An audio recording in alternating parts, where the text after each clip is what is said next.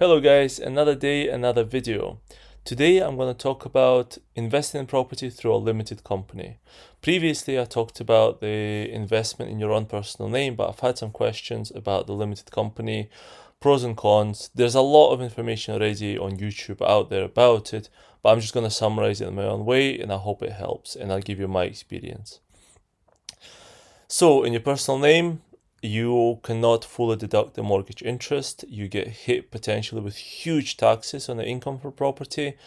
So, a way around it is to open a limited company and have properties buy to let in that company.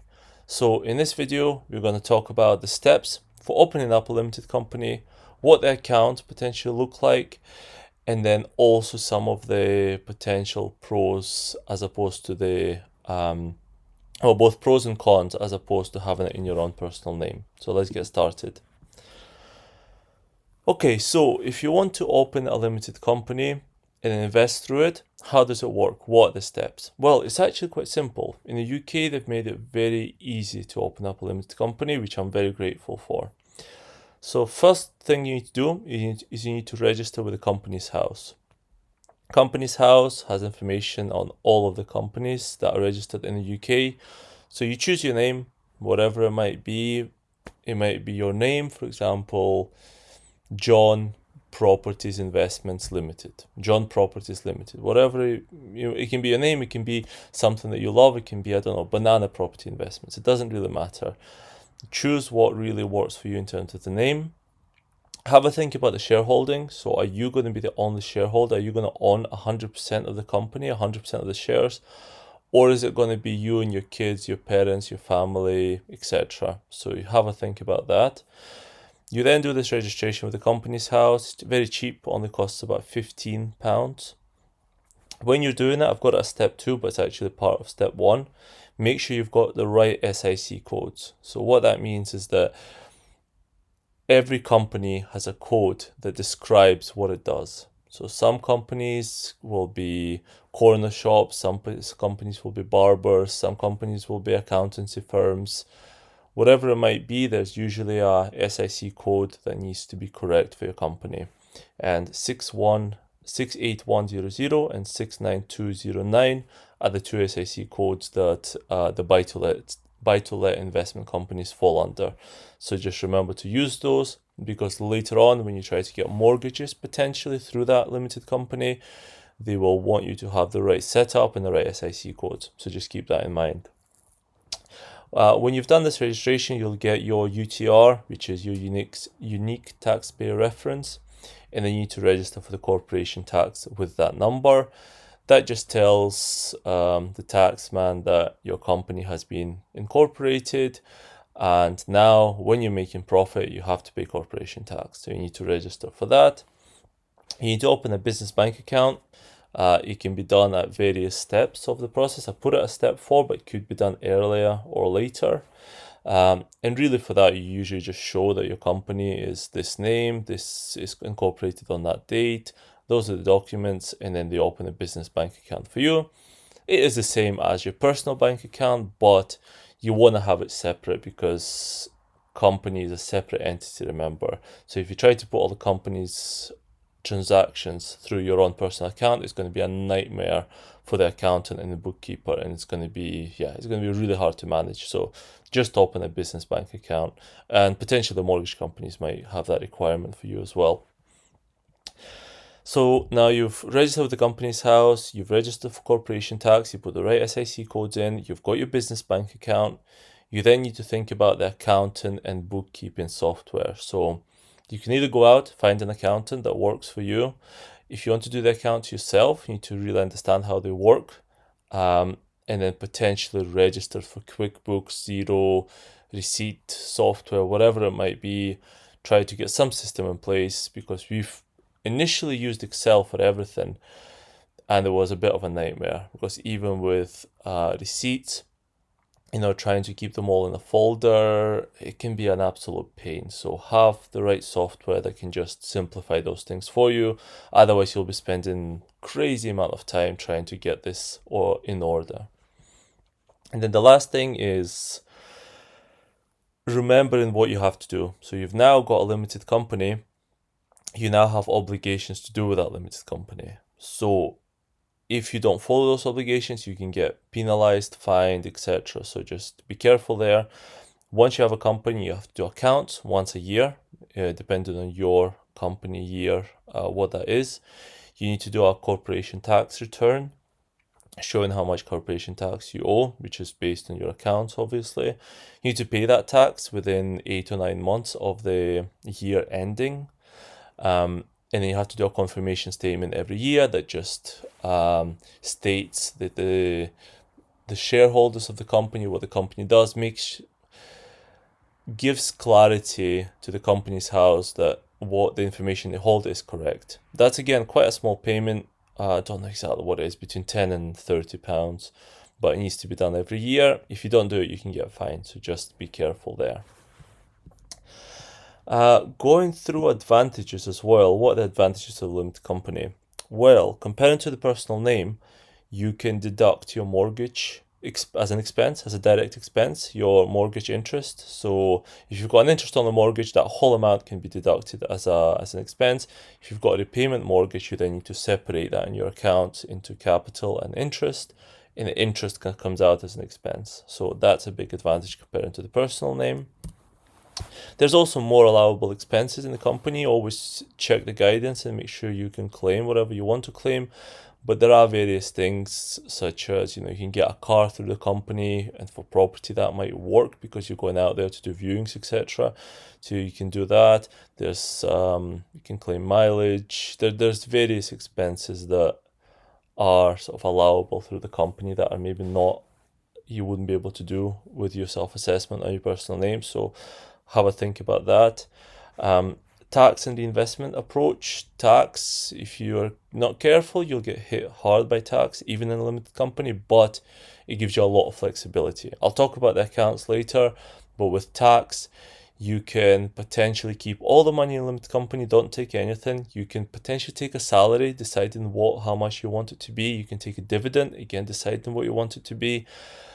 So depending on how much money are coming in, you can gauge and then decide, do I leave it all in, pay the corporation tax, and then reinvest into more properties and grow the portfolio quicker, or do I take money out? But even if you take money out, you've got ways of doing it around dividend and salary. So there's more flexibility when it comes to tax, and if you're just looking to grow the portfolio and reinvest, this is by far the most tax efficient way of doing it.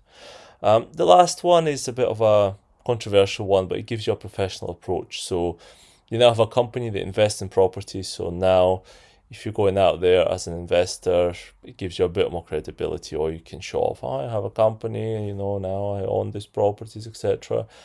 Not something that I'm interested in, but it just gives you a bit more of that professional stamp that this is what I'm doing. I'm serious about this. I've got a company. I'm going to go ahead and scale it to grow a portfolio. So hopefully that gives you the key advantages. There are also some disadvantages. For example, there is corporation tax rather than corporate capital gains tax. If you sell the property, that can be the advantage or disadvantage. So you have to compare and see how things are. If you want to do a flip in your personal name, you can move into it yourself, live there, and then again not pay capital gains because you've lived there and then flipped it. You can't really do that in a limited company. You have to pay 8% ADS for properties, whereas if you just buy in your first investment property, you might have a lower stamp duty. There's a few little bits like that, but honestly, overall, it's by far the best way to go. In your limited name, in your personal name, you'll just get hit by tax like crazy. So now what I want to do is I want to look at the accounts of a limited company. It's very important to understand them at least high level, because that's how everything works in a company, and that will help you understand how much you can take out, how you grow the company, etc. So looking at the first, let's remove this, looking at the first part here, you've got profit and loss. If you've got one property, for example, that's £100,000, right? You'll be getting the rent of about £1,000 a month, so that will come in. You'll then take off your expenses. So in this case, I'm thinking things like insurance, gas checks, electrical checks, Legionella checks. You'll have your maintenance. I don't know if at some point during the year the tap broke and you had to get a plumber out to fix that. Things like that can go in there. Travel for visiting the property, for doing viewings of other properties, etc. Accounting and bookkeeping, and many more. So this is just an estimate for one property. It could be more or less depending on the year. You then take off your mortgage interest. That's also within expenses, to be honest with you, but I wanted to highlight that as a separate thing because if you're doing the mortgages with the properties, mortgage interest is usually one of your highest expenses. So I've just highlighted that as an extra expense here. So you've got your rent, expenses, including the mortgage interest. You can then take out or give somebody, an employee, a salary. So, for example, if you're trading and you think, I'm not doing anything else apart from this, I'm going to take out a salary of £20,000 this year. If obviously it's not going to allow you to do that with one property, but if there's enough money in the company, you can do that. But I've highlighted it in red because you have to be very careful with taking a salary out. The reason for that is because when you take a salary, you then pay income tax on it. So if you take a salary for yourself, if you already have another salary, they will look at your combined income. And if your salary is in the 42 or 45% income tax range, you'll get taxed. Half of it will be gone. So just be very careful with how you treat the salary. And then also, if you start paying yourself a salary, there's a thing called the employer's national insurance. So from the company, there's going to be another expense of this national insurance. So you're paying yourself a salary of 20k. I think on the 15k, 15% of it will be payable as the employer national insurance. So on 20k, sort of quick maths, let's see, so 20,000 minus 5,000 allowance and 15%, you'll be paying just over £2,000 in employer national insurance. So you could potentially take a salary out, pay employer national insurance, which is an extra expense. And then when you receive the salary for yourself, you then have to pay income tax and maybe employee national insurance. So you could get double, triple, quadruple tax. So just be very careful with the salary thing. Depends really on the circumstances. Then you have your gross profit. So in this case, rent minus expenses and minus mortgage interest. You have your gross profit of £5,000. You get taxed at 19 to 25%. So up until £50,000 profit, you get taxed, corporation tax at 19%. Above that, it goes up and up and up until it reaches 25, and then it stops at 25. So even if you make 100 million, it will still be 25%, unlike the personal tax brackets where the more you make, the harder it gets. So then that gives you a net profit of £4,050 in this case. And then from your net profit, you can take a dividend out. So it's already been taxed in your company. You can then take a dividend out, and right here are the rates for the dividend. So if you're not making much in terms of your other incomes, you will be a basic rate, so you pay 8.75%. But if you already got other incomes, you might be 33 or 39%. So again, be careful there, because if you've already got money coming in, what might happen is that you'll take your gross profit, you'll pay 19% corporation tax on it. You'll then have your net profit, from gross profit to net profit. So you would have paid the corporation tax, and now you want to take it all out as dividend. And if you've already got enough income, you might pay another 33 or 39% on it. So what that means is that you'll pay 19% corporation tax and then another 33 or 39%. So dividend only really makes sense if you're paying the 19% corporation tax, and then you just, it's still in the basic rate, only paying 8.75%. So again, tricky thing, you really need to analyze it and look into it depending on how your company accounts look. With salary and dividend, just be very careful, because you could get taxed so much that you'll regret ever taking it out. For 10 properties, pretty much the same thing, you know. You get 10 times the rent, 10 times the expenses, mortgage interest, but you have a higher gross profit. That's the limit at which you are going to be taxed 19%. As you get profit higher than that, you will go up towards 25. But again, in this case, you get a net profit of £40,000. So that's just a simple example, and that is your profit and loss account. Next is the balance sheet. So that's another part of accounts that has to be submitted. And in there, what you really do is you look at your assets. So that will be things like your properties, the value of those properties. It's going to be cash in your bank. It's going to be anything that people owe you. So if you've borrowed money and you're due to get it back, that's an asset. So those are the assets, and you put it into the first section. You then look at your liabilities. So your liabilities will be your mortgages, your director's loan, which is just below it, also a liability. Anything that, or anyone you owe money to. So what you're going to be paying out. Those are the more negatives, and those are the liabilities of the business. So you put them here as well.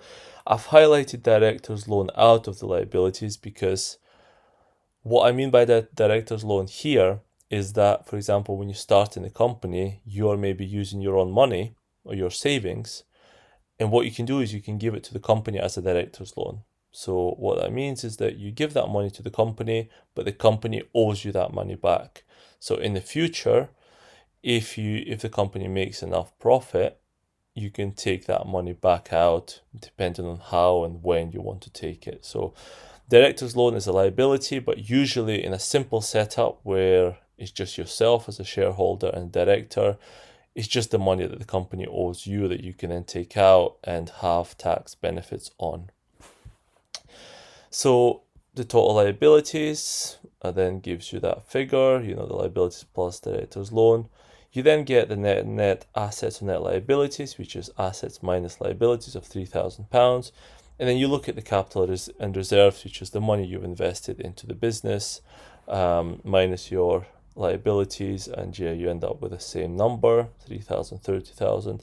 So that gives you an understanding of how the accounts kind of work in a limited company. So we've talked about the steps to set up the limited company. I've really tried to emphasize my experience of being careful with salary and dividends, because if you start taking money out, you can be taxed a lot. So really get expert advice and plan for it properly before just doing it. Because when you've got your business bank account, all you have to do is go on the app, transfer the money to yourself. And you're like, great, I've made the money, 20 grand, it's mine. I'm transferring it to myself, I deserve it. But if you don't think about how that gets done or how that gets shown in the accounts, you'll be in trouble. Because, for example, you can take it out, then in the account you'll take it out as a salary, and then you'll be like, oh, I actually haven't paid the national insurance for the employer, so now that's an extra expense I have to put in there. And then also when I received that 20 grand, I haven't declared it in my income, so I have to now declare it in my income in the self-assessment. I'm going to get taxed more on it. So it might just be a fun thing of like, I'm working hard, let's just take money out, but you can get hit by a lot of tax. So really plan it properly. But regardless, it's a much more lucrative setup. It gives you an opportunity to really scale and grow the business. You can still leverage and you can still get all the mortgages. And as long as you're on top of your account, your returns, decent software and system in place, it's a really good way to go. So I hope this helps. I hope this gives you an idea of what the company looks like and all of my experiences with it. Like and subscribe, and there'll be more videos like this. Speak again soon.